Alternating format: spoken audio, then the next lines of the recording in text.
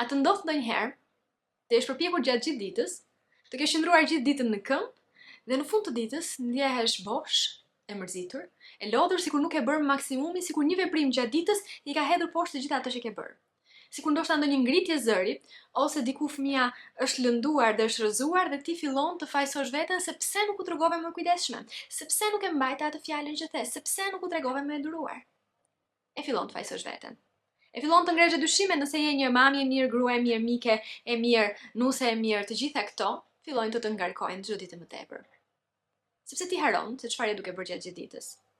Ndoshta edhe je duke pritur që të tjerët të ta vënë në dukje se sa gjëra të mira po bën. Sigurisht. Ne jemi njerëz dhe kur të tjerët na lëvdojnë, na bëhet qefi, po ata të tjerët rreth teje ndonjëherë nuk janë në gjendje aq të mirë sa për ta rikujtuar fjalën faleminderit, të lumshin duar, të lutem, je fantastike, edhe kur ata nuk janë gati aty për ta thënë, duhet të jetë dikush tjetër që duhet t'ia thotë vetes. Dhe ajo je vetëm ti.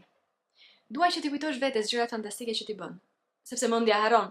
Veçanërisht në ato momentet kur ndihesh më e mërzitur, harron fare se çfarë ke bërë gjatë gjithë ditës, që e zgjuar kaq herët, që ke bërë supën e ngrohtë për bebin tënd, që je përpjekur ta veshësh, ta ndërrosh sa herë që është bërë pis, je përpjekur të ulesh e të luash me të, e ke nxjerrë dhe shëtitje, ose ndoshta thjesht e ke mbajtur ngrohtë pranë kraharorit tënd.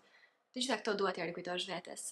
A mund të gjejmë nga një të mirë në çdo gjë që kemi bërë gjatë ditës, mund të gjesh pafund. Njëherë kur ja dash këtë ushtrim disa nënave në trajnim dhe i thash më gjeni 10 gjëra të mira që keni bërë sot, po mendoheshin çfarë kam bërë sot. Sepse ato gjërat e mira që bëjmë i harrojmë. Ato gjërat e mira që bëjmë i konsiderojmë si detyra, por ata po i shërbejnë familjes tonë, bebushave tonë, të ardhmes tonë.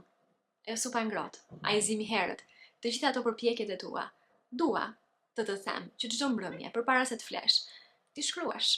Të shkruash 10 gjëra të mira që ke bërë sot. Dhe jam e sigurt që nesër do të zgjohesh edhe më e lumtur përveç se edhe sot gjumin do ta bësh shumë më qetë. E di që bëjmë gabime çdo ditë, kemi edhe për të mësuar shumë gjëra çdo ditë. Askush nuk e di të gjitha, por në vend që të ulësh veten dhe ta ngacmosh edhe më tepër sepse nuk e di tek këtë gjë, sepse nuk e prove siç duhet, më mirë përqafoje për ato që bëri mirë dhe nesër, edhe këtë që bëri gabim sot, nuk do ta përsëris, do ta bëj më mirë. Prandaj, mbyllë ditën tënde gjithmonë me një përqafim për veten. Me një fletore që duhet jetë patjetër aty tek komedina, pranë krevatit, e ti të shkruash përpara gjumit, kaq thjesht, 10 fjali, 10 gjëra që ti ke bërë mirë sot. Kundrejt vetes, fëmijëve, shtëpisë, familjes, familjarëve, njerëzve tu më dashur ose të atyre që nuk i njeh fare. Edhe atyre që në rrjeteve sociale mund të kesh shkruar thjesht një mesazh shumë të bukur sot. Nise kështu. Dhe ke për të parë që në fund të një muaji do të ndihesh shumë më mirë se sot.